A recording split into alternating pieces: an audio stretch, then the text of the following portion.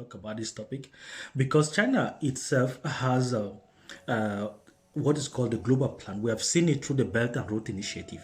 So it is very also easy for one to predict the future of humanity, the future as it is right now, through looking at two factors. What are these factors? Is agriculture and technology.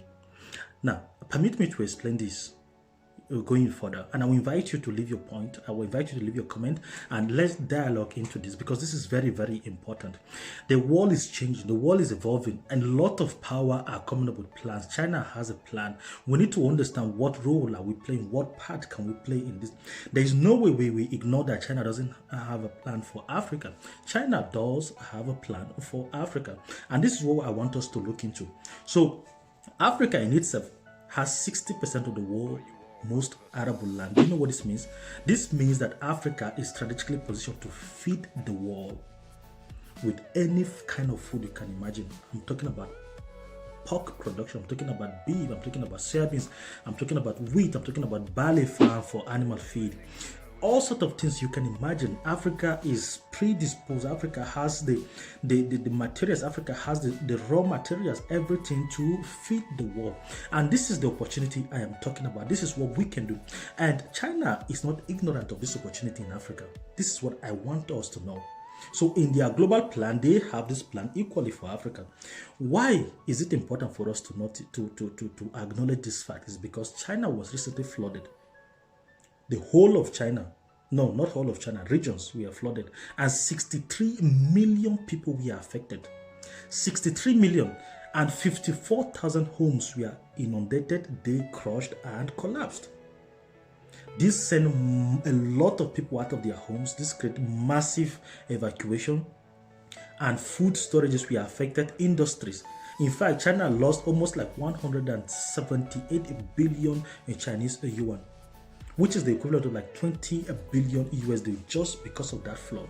So these are some of the massive loss that China has faced. And we have seen recently too, apart from the internal loss that China has lost, we have seen loss even with the Western world. Now, China is picking a fight with Canada. China alone is picking a fight with the US. China alone is picking a fight with Australia and New Zealand and so many other regions around the world. So we have seen cut off ties of pork importation. We also see them refusing to import the Australian barley.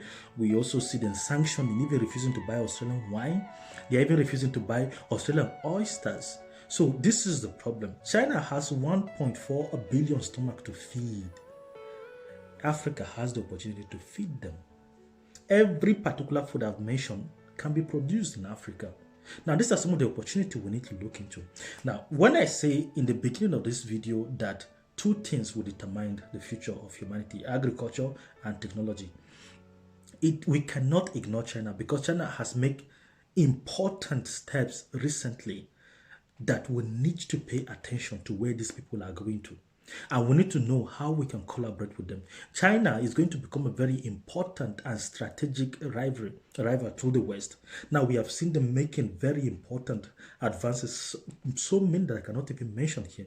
Just this year alone, the year 2020, while the whole of the world is locked down through this coronavirus, China has launched more than 34 space program. So imagine we have 12 months in a year. China has launched 34 space program. And in some of these satellites, some of these rockets that were launched, you will have one rocket alone carrying over 16 satellites, over 9 satellites, over 6 satellites. These are some of the data I'm giving you. You can check them online. You will see them there. When the world is locked, China is busy launching and launching and launching. In fact, they have launched a lunar space program. They have sent a rover, Chang'e 5, where they call it, where it will go to the moon and bring particles for research. And China also landed in 2018 November 6 November. I remember they launched a lunar exploration program that they deposited a lunar rover that we stayed here at the darker side, at the far side of the moon, something that no any other country has achieved.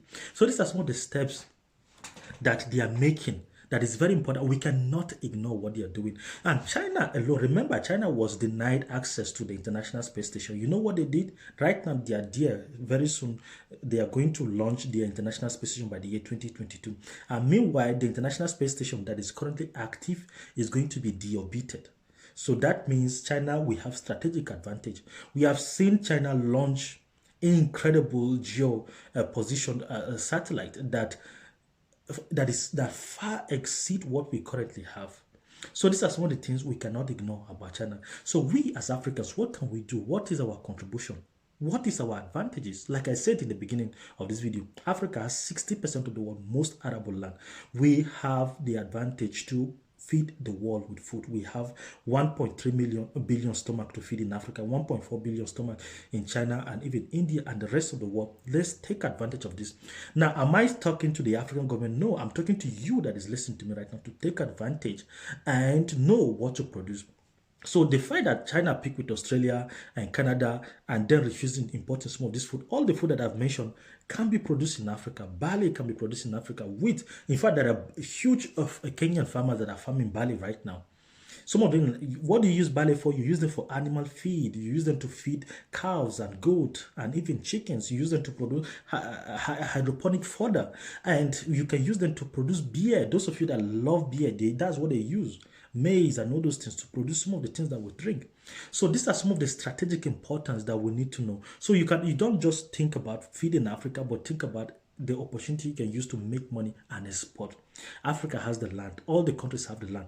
As I'm talking to you, China is not ignorant of the opportunities in Africa. You can just Google right now, type the Chinese farm in Khartoum, type the Chinese farm in Cameroon. You see them in Nigeria buying thousands of hectares of land. There are currently more than 300 Chinese people in South Africa buying properties that is being sold by the Afrikaners. A lot of them, and they are buying massive land and tractors and making food and pushing it back to China. Type the Chinese farm in Kenya, type the Chinese farm in Zimbabwe, just Google them. You will see some of this information I'm giving you. Go to YouTube, type, you'll find them. Type the Chinese farm in Namibia, in Zimbabwe, in Kenya, you know. They are even working with the Zimbabwean government right now. They are making food and they're sending it back to their country. So these are some of the opportunities Chinese people have seen. And these are mighty Chinese firms. They are exploring land that is more than 20,000, 30,000 hectares of land.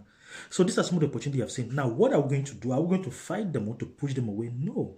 What I'm doing here is to call upon our attention about the opportunity of the future. We don't know. We are not planning anything from now in the next 5 years, from now to the next 10 years or 15 or 20 years. We need to know the opportunity there is in Africa and take advantage of all the opportunities that we have. And now our strategic advantage is the food production.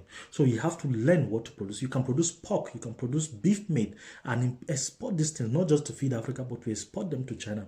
Because China loves stability. So China will be forced to turn to look back to Africa as a strategic friend. So this is the future. So we have to take advantage of this. I will not make this thing long. I'll just stop here with this video. So I invite you to leave your opinion. My name is Magaji Ada on Facebook, Magaji Innocent on Twitter. You can follow me, you can search me, and let's engage with this dialogue and involve your. Don't just listen to what I say. Please try to take advantage of these things. Look onto partnership, partnering with these people, because this is the future. This is the advantage that we have. These are the only things we can be able to. I cannot start telling us how we can go ahead with technology. Meanwhile, our people are still starving. We have to start with baby steps. And the baby steps is, first of all, feed the hungry stomach.